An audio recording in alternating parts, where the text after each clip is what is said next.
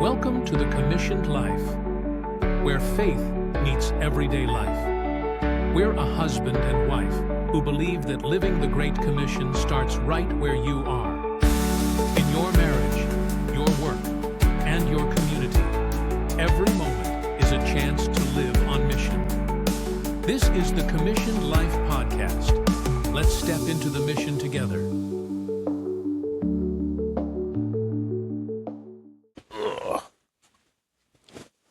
I'm going to put that in there. No, don't do that. Welcome back. All right. Welcome back to the Commission Life podcast. And today we are talking about forgiveness and freedom. What's your name? I'm definitely not Bill. I'm Mike. Uh-huh. And I'm Megan. And Mike doesn't like my intro music. No, it was really good. It was really good. I don't appreciate It's you. way better than me trying to get up or sit down in a chair. I'm leaving that in. Ugh. I'm leaving it in.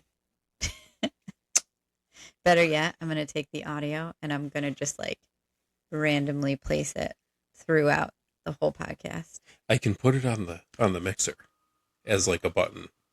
Perfect. Even better. But then we got to reach way over there. Nah. I'll bring it closer. Oh my gosh. What are we talking about today? There's going to be a do it live button. I don't know if we could do that. Is that copyrighted? I don't think so. Okay. We're Maybe gonna it do is. that, yeah. I hope it's not. Okay. I've been saying it all along. Well, you can say it. You're not copyrighted. I thought you Oh, meant yeah. record from the movie. No. Oh. It was just me doing it. Oh, all right. Yeah. Okay, sure. All right, cool. Do it live. Do it What are we live. talking about today? Let's talk about forgiveness. Forgiveness and freedom. So where you want to start with this? Well, I guess really just kind of pointing out that forgiveness in marriage is like a journey.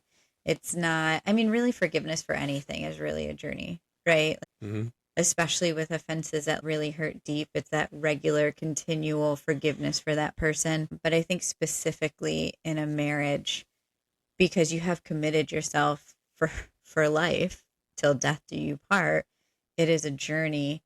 And sometimes you need to forgive them every day for the same thing, or sometimes you need to forgive them every day for a different thing. So I really just think acknowledging that forgiveness Is a daily choice, yeah. and it's not a one-time deal. No, it's not. Yeah, we say this with the kids too all the time. Mm-hmm. Try to teach it anyways. Yeah. It Well- does. If it sticks, we'll find out later. But Well, forgiveness, I think, is important in all relationships. But I once heard a saying that a good marriage is not between two people who are perfect. A good marriage is between two people who are really good at forgiving each other. And I really liked that because we're not perfect. We are not Jesus, and we hurt each other. it's true. Mm-hmm. So it's just sometimes, most of the time, I would say accidental. Sometimes I go to pinch your underarm because That hurts. Well, you said a swear word in front of the children. Yeah. That one is a little intentional. Most things are unintentional. I will say, though, that fully intentional. Yeah. Or the scoop. The scoop is the worst. Oh, I love the scoop. It's fun for me. All right. So today we're going to be grounded in Ephesians 4, verses 31 and 32. In my NIV Bible, it says, "Get rid of all bitterness, rage, and anger, brawling and slander, along with every form of malice. Be kind and compassionate to one another, forgiving each other, just as Christ God forgave you." So in this verse, it talks about forgiving as Christ has forgave you. And one of the things that I always like to talk about with our middle schoolers, even today, was how do we do something if we don't understand what it is? So I think talking about what forgiveness is, and especially is not, is going to be important here. So forgiveness is not forgetting. Mm-hmm. It's not excusing harmful behavior, and it's not avoiding necessary boundaries. And I think that second one, people get hung up on a lot. The excusing the bad behavior. Yes, that it is Yeah. not excusing harmful behavior. A lot of people get hung up, especially when I was working in private practice, and I would try to walk people through forgiveness and forgiving people. A lot of times people got hung up. If I forgive them, it means what they did was okay. And I feel like that's where a lot of people get hung up.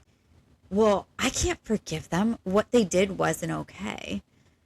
Okay, but neither was the thing that you did that sinned against God. It wasn't okay either, but he still forgave you. So this is one of the reasons this specific hang up, because I saw it not only personally or with friends or when I was working. This is one of the reasons why with the children, when somebody hurts someone, whether it's accidental or intentional, I feel like theirs are mostly intentional sometimes. Like the underarm thing. Like the underarm thing. When something happens, it's okay. Now tell your brother that you're sorry. I'm sorry. And then Isaiah or whomever was hurt, it's okay. I always stop them. No, the behavior wasn't okay, but we can still forgive them. It wasn't okay that your sister excluded you, but we can still forgive her. Fair point. Fair point. It's all about the wording. I never think that far into it. I'm just like, okay, everybody stops fighting. Sounds great. See you later. Well, it's like with God, our sinful behavior was not okay. It wasn't okay what we did, but he still forgives us and he still loves us despite our shortcomings. Yeah. Because of Jesus. Correct. Yes. Well, he sent Jesus because of that. Well, right. Yeah. But that's the only reason that we're like super, super forgiven now. Because like go back to Noah and he's like, oh gosh, you guys are just too far into the weeds here. Yeah. And flood. Boom, Yeah. roasted. Boom roasted. And I think tiptoeing into that a little bit, this overall forgiveness that God gives us isn't a pass for us to do whatever we want because, he's going to forgive us anyway. So having that understanding too, which is why it's important, that third part of not avoiding necessary boundaries is important, because the behavior wasn't okay, but just because we're forgiven doesn't mean that we should be, it's okay, I'm forgiven, we don't have to worry about it. Doesn't mean that we should have open ends. Well, right. I always relate it to like stealing. You can steal a candy bar once and be like, oh, actually, that was really wrong to do. But when you continuously steal the candy bar every day, twice a day, and replace candy bar with literally whatever, watch porn, cheat on your wife, whatever it is, cheat on your husband, replace candy bar with anything, that's still doing the same thing. You can't be sorry if you did something repetitively knowing it was wrong. Like you ain't fooling anybody. You especially aren't fooling God on that. Well, right, He already because God knows. knows our hearts, and he knows if we're actually truly repentant of what we did. And if we're not, that's between you and God. And I think that's a piece that's missed too, is if someone's like, well, they said they were sorry, but they didn't actually mean it. Well, they apologized. Whether they actually meant it or not, that's between them and God. You don't need to worry about that. All you need to worry about is your own heart, and you don't want to start to stir up bitterness, especially towards your spouse. So you do need to forgive in your heart and truly forgive. And again, that doesn't mean forget, but that also doesn't mean repetitive. Oh, well, that one time, do you remember when you? No, we forgive. We don't forget. That's why it's important not to avoid those boundaries, but we don't keep doing that repetitive, kind of like that stereotypical joke they make about wives of like, do you remember 13 months, 4 hours, and 3 minutes ago when you did that thing? Listen, it's not far off though. Because you're like, wait a second, when did I say that? No, when exactly did I say that? I'm like, girl, I don't remember what we had for dinner, and it's 8 p.m. Well, most of the time it's because I don't really remember saying what you're trying. So I'm trying. My brain works in a way if I have to put myself back there. So Wait a that's why I second. asked Give that. me an example. Actually, you know what? This isn't worth it. I have no idea what you're talking about. Never mind. Oh my gosh. Moving on. So that forgiveness, it's a process that God walks us through, right? Yeah, sorry. It's okay. You're still laughing about my I am. brain. You're still laughing about my brain.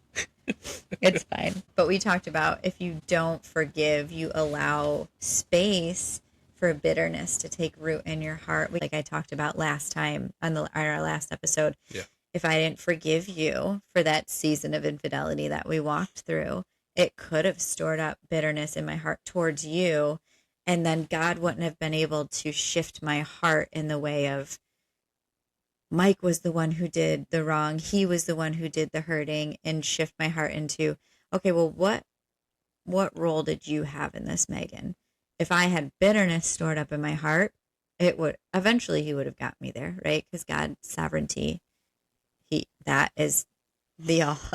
Eventually, or you could have held on to it, I could have, yeah. and it could have been a never thing Yes, until it was too late. correct, because he does give us free will. Right. So you don't want to store that bitterness in your heart, because with bitterness comes distance, and Mhm. with bitterness you allow the enemy room to have a foothold. Right. And Mhm. but it's all intentional also. Mm-hmm. You have to want to. Mm-hmm. And like you were just talking about the whole time, you have to want to. I didn't even want to forgive myself for Mm-hmm. literally anything. Right. It's like, nope, you done did it. Mm-hmm. You done Ron. See, I didn't say it. What? I can't say it. I don't know what you're This talking is like what I do to the kids. Okay. What? Amelia, what did he say? He said that word. Oh my gosh. Which word? Oh my gosh. Anyway. Even though they're not supposed to say it. It's super funny. Yeah. Sometimes. Sometimes. Never. It's not a great parenting thing. No. But yeah, that is part of the forgiveness journey as well, especially with a bigger offense, the season that we walked through. Forgiving each other for small offenses. I don't think there's a whole lot of, okay, I need to forgive myself for my part in this. But for the bigger offenses, we have to remember that we have to forgive ourselves too. God wants us to forgive the other person just as much as he wants us to forgive ourselves. And it's probably the harder of the two things to do because you're always your own worst critic. Mm-hmm. Because you'll replay it and replay it and replay it. And how could I have done this better? Or what could I have not done here? Or how could I have held guardrails in situation XYZ? Whatever. But it's super, super difficult. It's like you're literally just drinking your own poison. Mm-hmm. Yeah. Stuff. Yeah, it is. And I just always go back to what Jose said to you. If God can forgive you, you should be able to forgive yourself. Otherwise, why did Jesus die for us? Yeah. Bro, what did he even hang there for?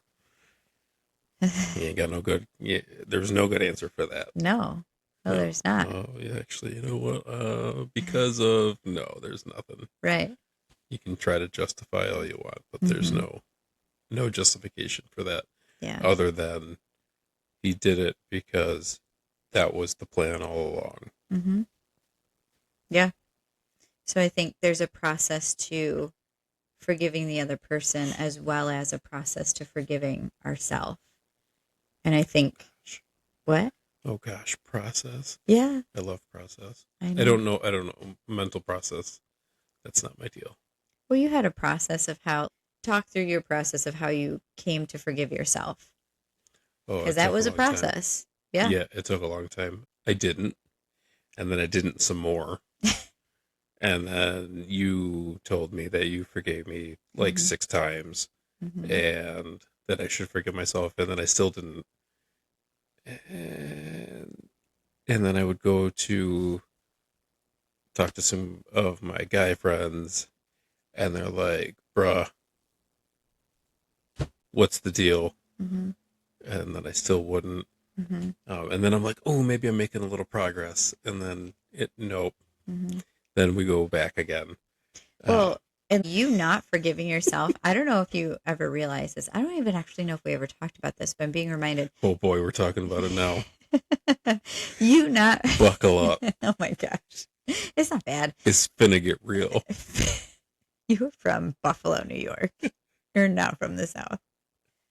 No, but no, not from the greatest part of Buffalo. But finna get real. That's like a Southern thing, my guy. Oh gosh, I don't know if that is or not. Anywho, I don't know if you realized Rabbit hole. I'm not allowing us to jump down. Why is the ADHD ringing us back in right now? That's a good question. Anywho, so I'm just being reminded of this, but I don't know if you realized in that season, you not allowing yourself to forgive yourself in this situation created a little bit of a wall between us. It was almost like you couldn't allow yourself to step into, like, we were there and God was with us, but it almost felt like you intentionally distanced yourself from me because you weren't worthy of my forgiveness, of your forgiveness. Okay. I could see that. Mm-hmm. Probably because. And now that it's happening now and we're talking about it, it doesn't really make sense, but it does at the same time, is that if we're not super close and we don't get back into like the full mesh of marriage, then I can't hurt you again. That's fair. I mean, it does make sense. Oh. Look at me going. It's called a maladaptive coping mechanism. Yeah, I don't have that. Don't worry about it. You have a few of them. Strike that. Strike it from the record. Strike from the record. Too late. It's already in my noggin, and I can't strike nothing from there. When things are struck, it is not to any of Fireflies, my own. stop. You're ridiculous. But yeah, you not allowing yourself to forgive yourself did create a wall. Yeah, it did. And I can see why in your mind, your process would be it was a defense mechanism to protect me. Well, it's the same reason I didn't have friends for the longest time. Mm-hmm. I can't say that I didn't have friends. I did have friends. You didn't allow them to be close. Correct. Mm-hmm. Yeah. Mm-hmm. They're arms length friends. That's a maladaptive coping mechanism. Strike that from the record. Anywho, so for Can you read that back to me, please? No. For me, walking through forgiveness for you seemed very fast. But in the beginning of, because it really wasn't a matter of like a day where God flipped me super quick, Mm-hmm. right? Yeah, something like that. It was a good couple of years ago now, so I don't really remember the exact timeline, but well, because it happened. It was quick. Yeah, well, because quicker than I would have expected. The discovery, than your friends even expected too. Yeah. Because I remember Rich saying to you, "Is she gonna let you sleep at home?" Yeah. The day that it happened. Luckily, I have friends that would let me sleep on their couch. You do. Even though I was kind of a bag. I won't say it. Yeah, you bleeped yourself out. Second time. Oh my gosh. But God flipped me pretty quickly into a space of forgiveness. It was pretty interesting. Initially, there was a lot of hurt initially that like he had to get me through. But he moved me through that pretty quickly. And I think him helping shine a light on my piece in putting the hole in our fence was really helpful, because it takes two people for a marriage not to be successful. It takes two people to be disconnected in a marriage. What was the line from Billy Madison the other night? This is literally the first time I've seen Billy Madison, by the way. It was literally last night. It takes more than two to tango, or something like that. Yeah, that's what it was. Okay. It didn't make sense because he was drunk in the scene. He was hammered, and then he saw the penguin. And then he saw. It was great. It's a great movie. It's one of my favorites. It was good. It was good. But even after like moving into a space of like genuinely in my heart forgiving Mike, I still had moments where the enemy would creep in of he's going to do it again. Even years and years later, right? I had like even years later, I was just talking to Stacy about this. Like even years later, I find myself still because you still travel for work, and while you travel, the enemy likes to plant little seeds, and tries to water little seeds, and just like, oh well, he's going to dinner and there's female colleagues there. What if he just isn't going to dinner? So even years Fair. after the forgiveness, the enemy still plants these seeds of fear and doubt and fear of like getting hurt again. So that is part of the process too, is that even here we are almost 3 years removed, and the enemy still tries to poke at that hole in our fence.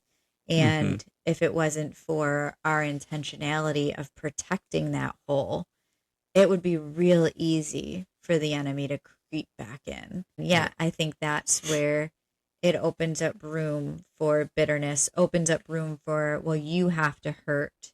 Because that's the other thing, too, that some people can get stuck in that bitterness trap of, well, you hurt me, so now you have to hurt in the same way that I'm hurting.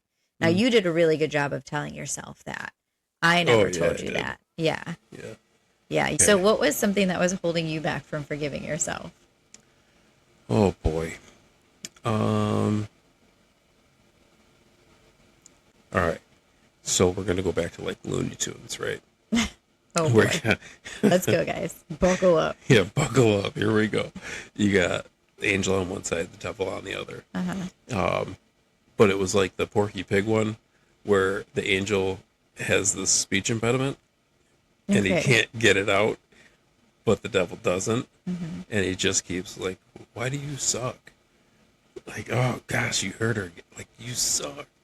Like that's just what I kept hearing, and it's like, well, yup, you're right. I mean, at the time I was like, yeah, you're right. Not for real, obviously. Here we are, but I think that's what was so difficult is that negative self-talk where it's like, yep, how could you do that? Then you're like, oh, you know what? She forgave me, and whatever. You start falling asleep, and you wake up the next morning, and you're like, yeah, you're a moron. And it's like, you just got to stop that. It was Rich. We were talking about something, and he was referencing somebody else. So this is what I do.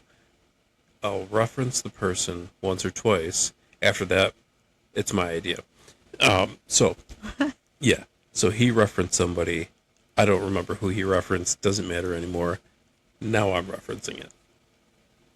But they said, well, what, negative self-talk or we'll go back to stealing the candy bar. Well, how do I stop stealing the candy bar? Just do it. Just stop. How did I quit smoking? I just stopped. That's all I did. I just stopped. Put your mind to it. Be intentional about it. Just stop. So that's what I ended up having to do. I just listened to that. Just stop. Just stop. Beating Just yourself stop. up. Yeah. Just stop doing it. All Well, right. for- Well, because so here's the deal. You stop doing it, and that gives you room to focus on other things, and that's when you start. Like if you're Christ centered and you read the Bible and you start reading the Bible, you actually start reading the words on the page, and you're like, "That's what God says about me. I'm not a piece of garbage because that's what God says about me." Because I stopped doing all that nonsense. I stopped talking bad about myself. I stopped reliving the past. Like, okay, well, what does God say about me? I am fearfully and wonderfully made. Right there. Right there. We are super conquerors. It doesn't say we are super conquerors. We are conquerors. That's a joke between Jose and I. Oh my gosh. I want to know. No, it's actually pretty good. But just stop. Just stop. So that was your moment where you were like, I'm just choosing to forgive myself. I don't know if that was the moment that I chose to forgive myself. I think that was the moment that whole mindset shift started. Got it. It was still a little while because then I started to have to read to find out exactly what God says about, like, what does God say about you? God says that you are fearfully and wonderfully made. God says that you are made in his image. You got to read that to believe it. Mm-hmm. And if you don't believe it, then why are you even bothering to read it? Right. So that was a moment that shifted Yeah. for you. Yeah. I can remember the moment that I distinctly was like, nope, because I think forgiveness is a choice. We can choose to continue to point the finger and blame, Yeah. and then at that point, willfully step into bitterness, or we can choose to forgive. And I remember the moment that I chose to forgive you. It was that the next morning I was sitting, the morning that it happened, I was sitting in the parking lot, and I was early to work, and I was like, I was canceling all my appointments, but I was sitting in the parking lot, and I'm just like crying because I'm like, my whole world's falling apart. This person that I thought I knew isn't the person that I thought I knew, which you are, just had a moment of misstep. But in the parking lot, I had this moment with God where he was like, he's a good man. This will be okay. I've got you. I've got your marriage. Right? Oh, gosh. No, it was a statement. It wasn't I a know. question. It was God said to me, he is a good man. I've got you. I've got your marriage. There's nobody who loves the two of you more than I do. You need to choose to forgive him because I've forgiven you for the ways that you neglected your marriage.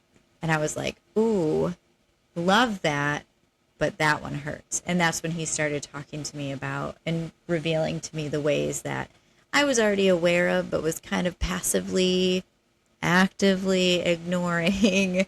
And he pointed those ways out to me in a very gentle, loving way.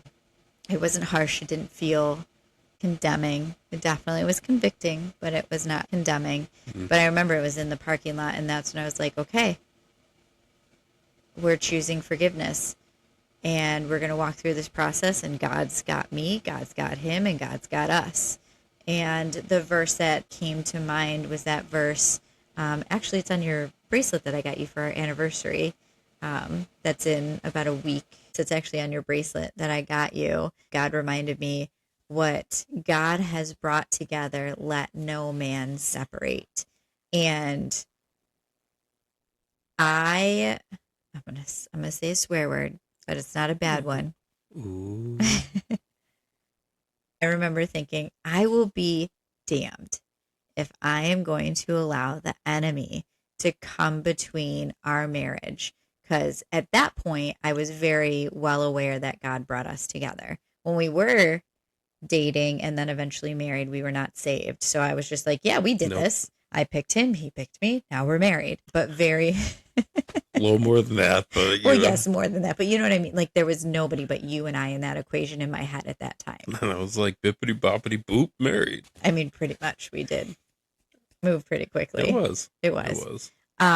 But in that moment in my head, it was only you and I who had made the choice. Now being saved and looking back, I see all the places that God had his hands on our relationship. But in the beginning, that was like, yeah, okay, you and I. But when I was able to look back and say, oh, God actually had his hand in this marriage, I was like, absolutely not, Will. I allow the enemy to gain a foothold. And it was that scripture in Mark that says, you know, what God brings together, let no man separate. And I was like, yeah, heck no, not today, Satan. Get behind me, get behind my marriage, get behind my family. Like, Satan. get out of my dang yard through the same hole you crawled yourself through. Just like the fox. Yeah, just like the fox. Exactly, with the chickens. Yeah. But that was my moment. I remember distinctly in that parking lot of when I was like, nope, I'm choosing forgiveness. Because on the other side of that forgiveness is this.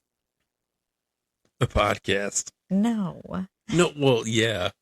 I mean, but that's not why we did the podcast, Well, because no. of that season. We No. did the podcast because we're spreading the good news. However, And we're podcasters. sure. See? Okay. We're Yeah. pretty awesome. But on the other side of that forgiveness is that freedom. Yeah, but owning your part, you said, you realized your part in all of it as well. But I think that was part of the forgiveness for myself too, was just own it up. Mm-hmm. Like, if you broke the vase, you can't really be sorry for breaking the vase if you continue to say, I didn't break the vase. Mm-hmm. So what did it mean though for you and forgiving yourself and moving into freedom? What was that like? What do you mean?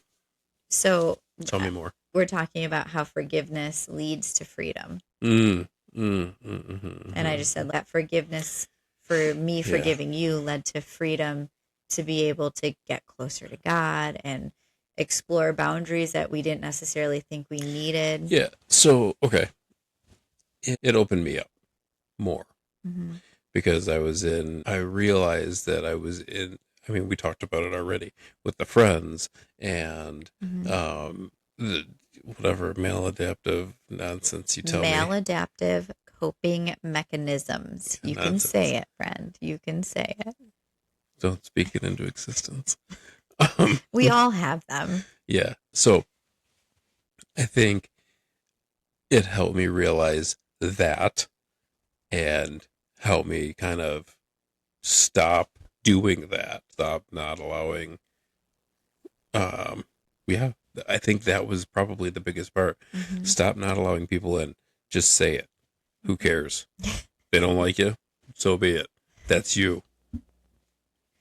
I don't, that's what it is. I never really realized how much it affected me until about 11 months ago when we were going to do the podcast with Kevin and Kristen. Mm-hmm. And we were doing that fast. And I was 5 days, no food, Mm-hmm. water only. And I was hungry and I didn't really know what a fast was supposed to do. Like, I understood, okay, you're fasting. That means you're just not doing it. You're not eating, or you're not smoking, or you're not, whatever your fast is consistent of. But when you're having that struggle, you're supposed to pray. Lean into God. Yeah. Lean into God. Right. Mm-hmm. So I'm like, okay, cool. And it never really affected me until I realized, and we were, I don't remember if we were on the way to Kevin and Kristen.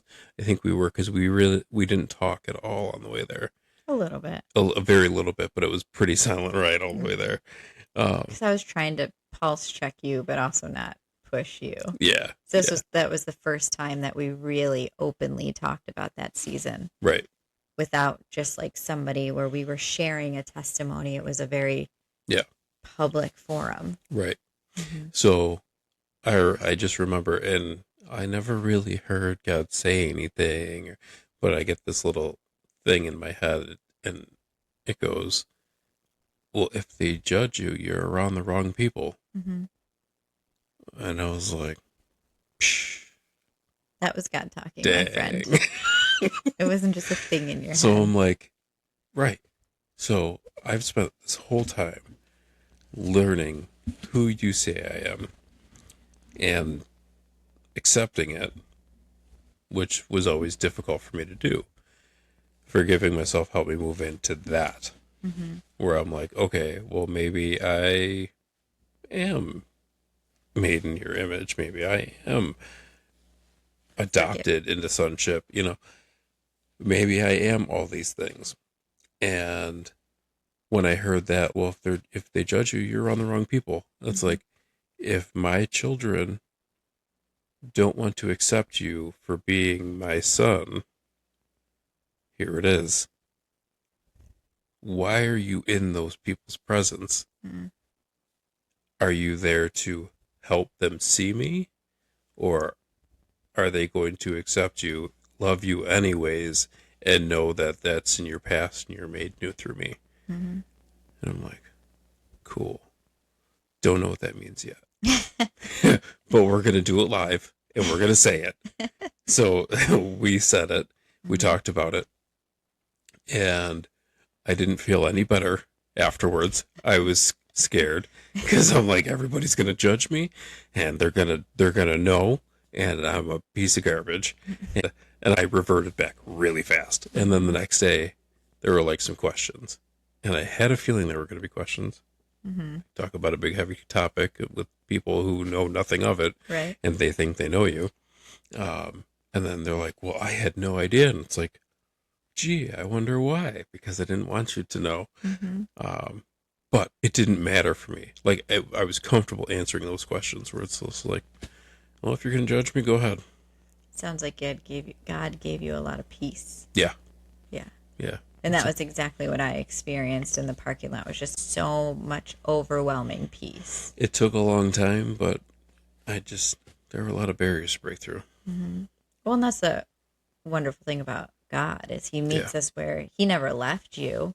No. He was patiently waiting. No. So that, yeah, right. He never left. No. He was always there. And, Mm-hmm. and I think I've said this in one or two episodes already, but hindsight's 20/20. Right. You can always look back and see like he had his finger here, he had his finger here. And I realized when I talked with my hands last time, I ended up with a thumbs down. So hopefully, yeah, that was random. It was super weird. And it was in a very bizarre place too. I know, Nothing what you were saying was thumbs down worthy. I didn't mean to thumbs down it, but I take it back. I take it back. I didn't mean to thumbs 7 down. days later. But yeah, hindsight's always 20/20. So you can always look back and you can Mm-hmm. see where he kind of just guided you through. Yeah. Yeah, but when you get that peace beyond all understanding, I think that's what a lot of people are always chasing. It's like that peace beyond all understanding. Yeah, But you don't know why you feel comfortable with it. You Mhm. just are, even though it's a tough situation. yeah, even people today ask me, like, how did you move into a place of forgiveness from like literally the same day that it was revealed to you? I'm like, Yeah. God just did it and I was okay. It was not a linear thing. It was very up and down, very touch and go. The fact that like our communication was so open about it and having the understanding that we needed to talk about it sometimes when it came up. So it wasn't allowing the Yeah, enemy to have that was terrible for me. It was, but yeah. Would you like to keep reliving this terrible moment? Actually, no, but I will But I because I will. wanted to make this work. Right. Yeah. But so it wasn't linear. It was very like up and down, not necessarily touch and go. Cause there was never a time when I was just like, I don't know if I really want to do this actually. After I had that moment in the parking lot, there was no second guessing or doubting if I had made the right choice to choose to forgive you because God gave me overwhelming peace. And until you experience that peace beyond understanding, you really just don't understand it because how do you even to this day, I don't know how to explain to people, like, what do you mean you forgave it? I don't know. God just got me there and I had so much peace that he was going to continue to move us through this season. I don't know. That's all I can say about that. And unless you experience it, you just don't get it. So, Fair. yeah.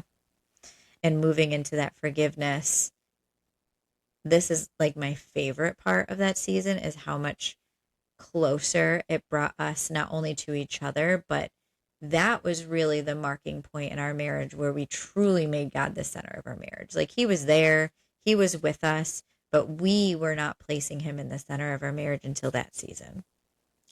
Right. Right. We intentionally started doing a lot of things. Mm-hmm. Intentionally started talking, making time at the end of the night, Mm-hmm. reading the Bible together. Mm-hmm. As small amount as we do, it's still something. Mm-hmm. Small amount, it's one chapter a night. Right. But the cool thing is we are almost through the entire Bible doing it one chapter a night. Well, if you do more, you don't want to rush through it because then you're not at that Right. point. If you're reading too much, you're not reading for understanding. You're reading, and we really wanted to read for understanding, so we decided to do one chapter a night, Yep. and we're almost through the Bible. And it's 3 years later. Do you remember how it started? So it started where we would read a chapter and we would try to talk about it. And then we started Numbers, maybe Isaiah. I don't remember. It was a very, very odd chapter. Maybe Leviticus. I don't remember. Mhm. But we tried to talk about it and we just kind of both looked at each other like, So we bought the study guides. I'm not sure yet. Yeah. So Yeah. So then we bought the love study you. guides. That Good was night. The study we guides did. were helpful. We did Yeah. get the It was study probably guides. something in the Old Testament because the Old Testament's a wild, Yeah. wild place in some Yeah. books. Yep. Yeah, and we bought the study guides. I do remember that. Yeah. Mhm. So it, like, opened up that door for us to explore and break scripture down together. Yes. But you talk about how it like opened vulnerability for you with your friend group and allowing people in, but like it also opened up vulnerability for you and I as well. Oh, sure. Yeah. And the conversations that we were able to have after that. And we had moments of vulnerability before, but it wasn't like, We also didn't know we really needed to have these Yeah. conversations before. yeah, And I'll be honest with you, we never really did premarital counseling, No. anything like that. So I don't know if that's we did in. one session. Yeah, we did that one session. And during that one session, the therapist even asked us, so, hey, you guys here? Yep. Sounds like you guys have talked about all this stuff. But I feel like if we would have gone to maybe a Christian counselor, there would have been some other conversation. I agree. Yeah. Other than like, oh, did you guys talk about finances? hmm Did you talk about where you want to live? And parenting. Yeah. Parenting styles. You know what everybody's parenting style is. I'm not going to let my kid do that. And then here it is. You got kids and you're like, psh, is what My it kid's is, right? never going to do that. And then there goes your toddler nevering like they nevered before. Yep. Kids just be Amelia. kidding. I don't know. Amelia. Yeah. Love her dearly, but oh boy, is that She's girl feral. feral. Yeah. Yes. It's like Donnie from the Wild. They're Literally. thornberries. They're upstairs playing. Literally. Upstairs playing today. And all of a sudden you hear Amelia's like crazy laugh running down the stairs, totally stark naked. Oh, yeah. Yeah. Like, she's why are butt you naked? She's like, I took my clothes off. I'm like, I know. Why? Yeah. Please go up and put clothes on. Why are we doing this? She's like, okay. At least we didn't have company. That's true. And the That's windows were true. closed. That's true. Thank goodness it's cold outside. Yeah. So in the beginning, we talked about what forgiveness isn't. Yeah. And one of the things that, was it our therapist or was it Rich? Hmm. When we started talking about like what boundaries do we need to put in place to protect that hole? Who was it? What first person? That was the therapist, and I can never remember her name. Hillary. I was going to say Bethany.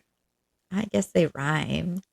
It was definitely Hillary, though. It was Hillary because Yeah. she's super great. I love her. I've referred her to several different people. But She was pretty good. yeah, I loved Hillary.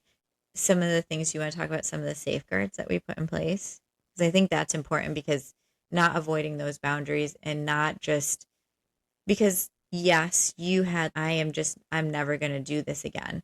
But like Peter said today, like stopping something that is sinful isn't you just like white knuckling it and saying it's just never going to happen again. It's allowing God in. And Buckle then up. exactly, literally, it's allowing God in for the room to change your heart, and then community accountability and creating those safeguards, and then letting your community and accountability people know what those safeguards are so they can hold you true to them. So I think talking about some of the safeguards that we put in place is important. Yeah, so we don't text outside of gender with Without each other. each other. And I was going to say, maybe I said that wrong. But, yeah, so she's texting another guy, Mm-hmm. then she's in it. Or I'm in it. Yeah. Well, one of Yeah. my very closest friends is Jordan, who's a man. So one of the safeguards that we have in place for that is our group text that Mike loves so much. I can't stand it. I can't stand it. But it's a safeguard. It was a really good safeguard. Don't get me wrong. But holy moly. well. I get done with the meeting at work and all of a sudden I have 93 text messages. Like, I don't even read it. Don't even care. Nope. I swipe, read all.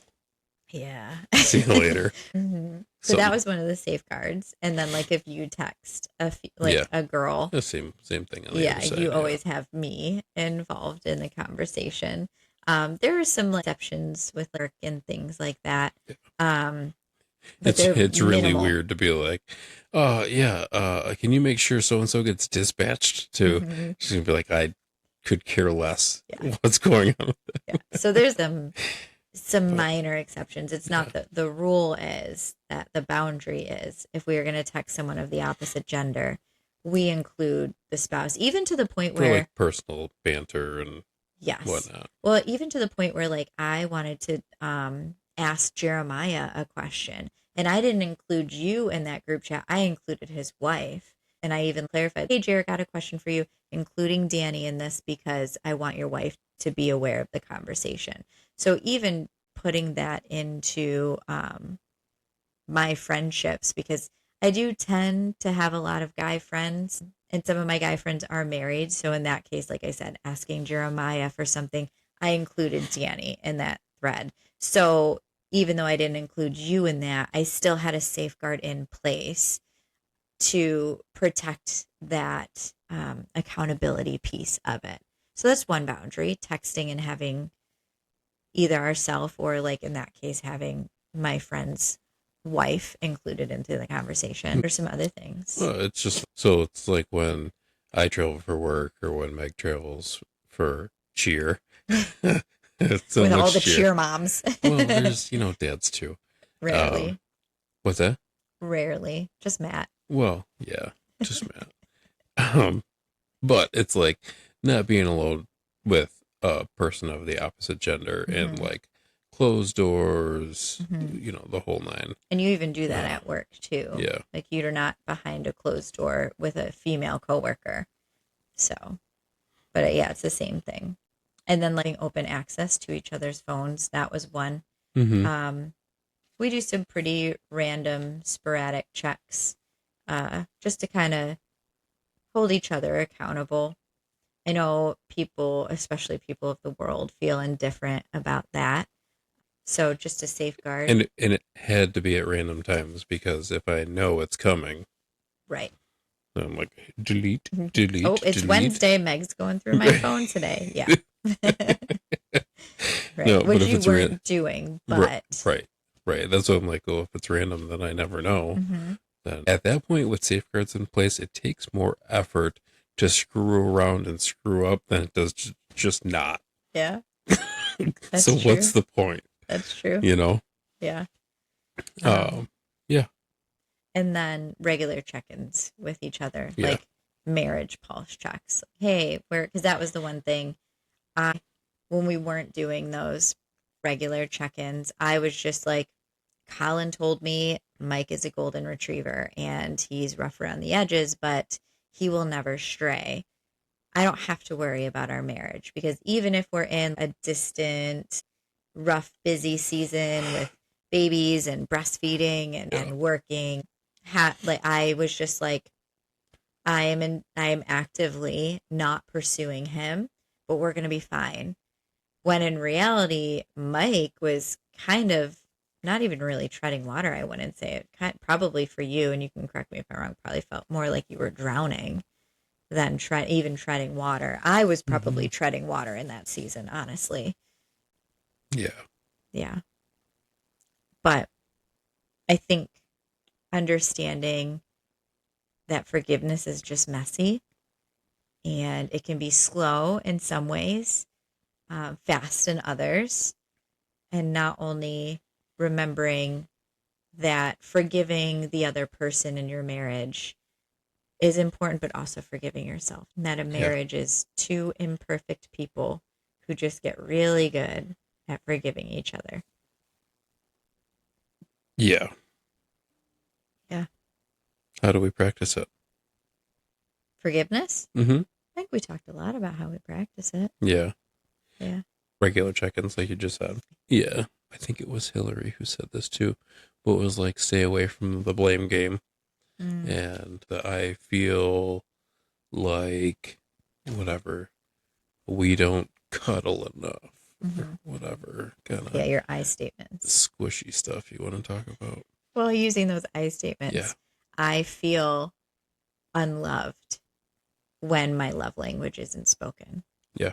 And just use it. And instead of saying, you don't cuddle me, so I don't feel like you love me, it turns it around. Instead, I'm sharing how I'm feeling and providing a solution. Just cuddle me. Right? Yeah. It's like getting a text message that says, "Feed me, I'm hungry." Well, I'm being pretty clear. I feel like I don't feel like it gets much more clear than that. Where's my snack? Snack. But I think in all of this, I want to take a pause and like encourage other couples that might be in a season of in the midst of newly finding out a huge thing, a huge mistake, Storm, misstep, storm, fire, dumpster fire, if you will. Oh yeah.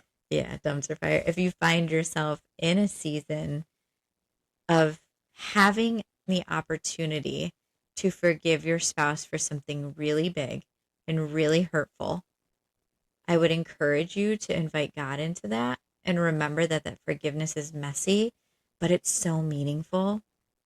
And there's freedom on the other side of that forgiveness. During the XO conference I think it was last year's XO conference, I remember Kelly saying something that I feel like as soon as she said it, it was silent in the room because everyone was like, oh my goodness. She said, what if marriage was designed to make you holy, not happy? And it was like, mic drop. Mm. And when she said that, I just remember being like, wow, that was really wise. There's a lot of wisdom in that one question. What if Mm-hmm. what if marriage was designed to make us holy, not happy? Because there was not a lot of happiness in that season for us, No. but there was a lot of forgiveness. Yeah. We had Yeah. a lot of opportunities to practice. Mm-hmm. Yeah. Well, you did for me, and then I had a lot for myself. Well, there was even, and we kind of talked about this before we even started recording. I know you didn't recognize it, but there was even room for you to forgive me in that season too. I was actively yeah. not pursuing you. Yeah, but that's not what was top of mind. I understand, but I actually didn't even think about it. yeah, I was I just did. like, yeah, I did the crime and I'm paying the time. But you weren't the only one who did a crime. Well, right. Actively not pursuing your spouse. Right. That doesn't feel good in a marriage. Yeah. I know if you were actively not pursuing me, that wouldn't feel good for me. I mean, you would know something was wrong. Well, right. Because I'm pretty open about that. Yes, Michael, we all know. We all know. I think the very first thing that, back to like talking to couples who might be in the midst of a storm where they're finding themselves having to forgive their spouse or having to forgive themselves, depending on, the offense, giving all of the hurt to God, Mm-hmm. giving the hurt that I was feeling, not only for feeling hurt by your choices, but also feeling really hurt by my choices too, and how I allowed us to get there.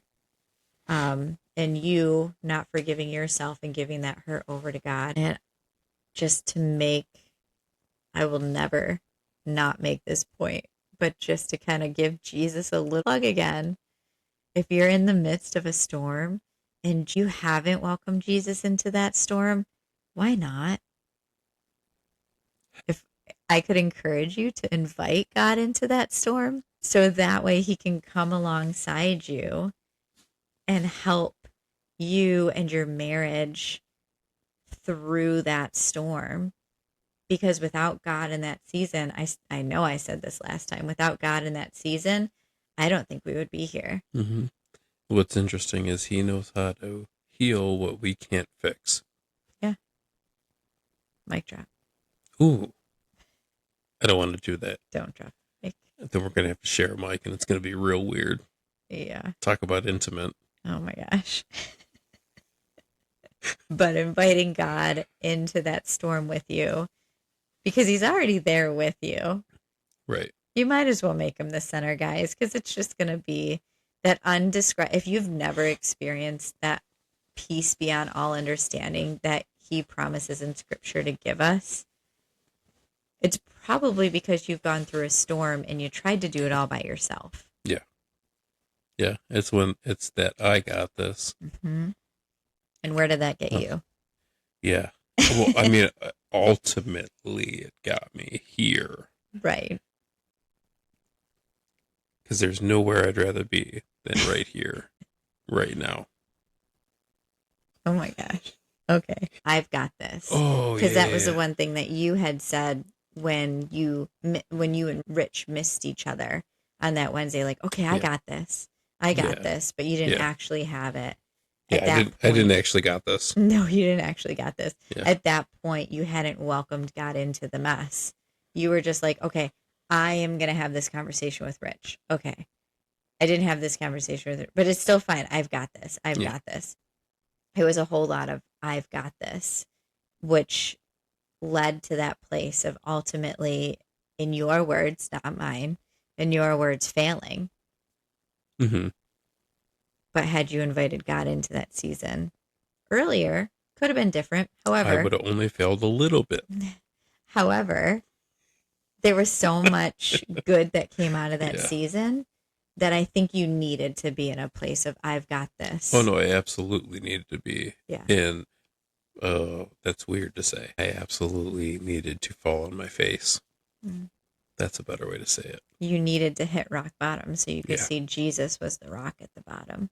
Yeah. Because you weren't, neither of us really were solely leaning into God at that time of our life.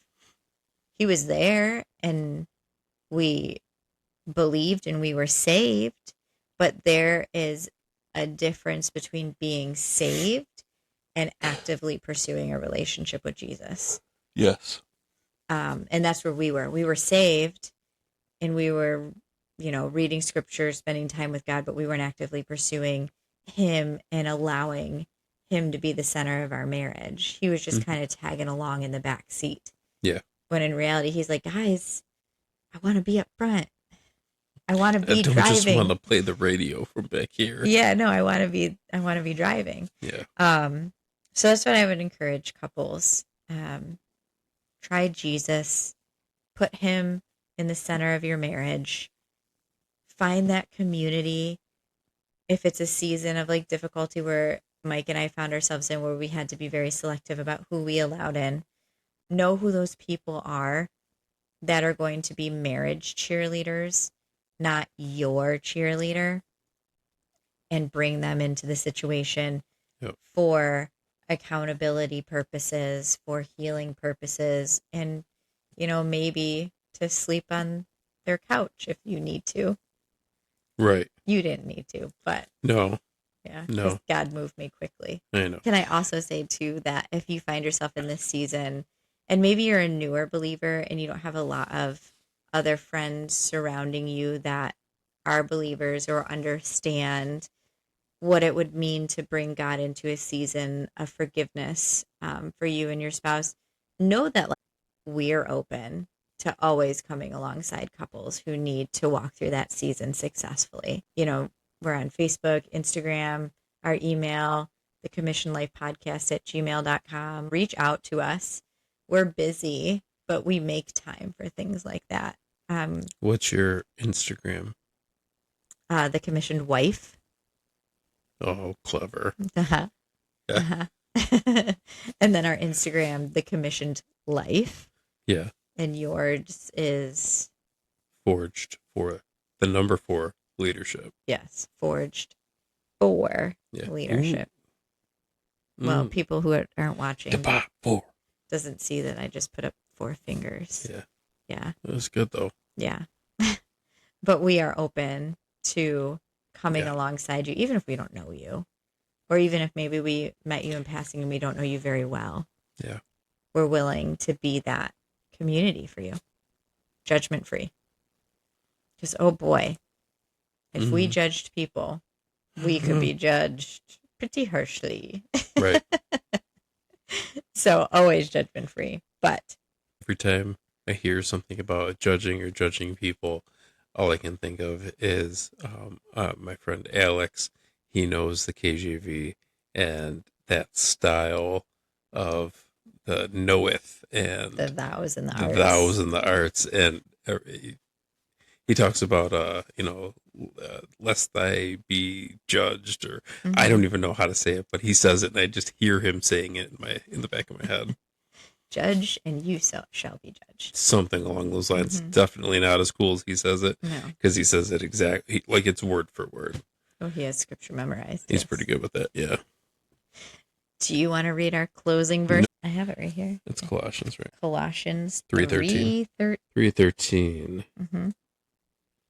Bear with each other and forgive one another.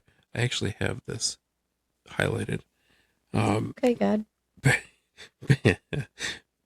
Bear with each other and forgive one another if any of you has a grievance against someone. Forgive as the Lord forgave you. Boom. No. But that's really it. Forgiveness and freedom. Yeah. God loves you. Jesus died for you. Mm-hmm. And he wants to be in a relationship with you. Yep. And if you don't know who Jesus is, we would encourage you to try Jesus, because he's a pretty cool guy. Give Jesus a try. Give Jesus a try. All right, Michael, it's the end of the episode. Ooh. What are you going to do?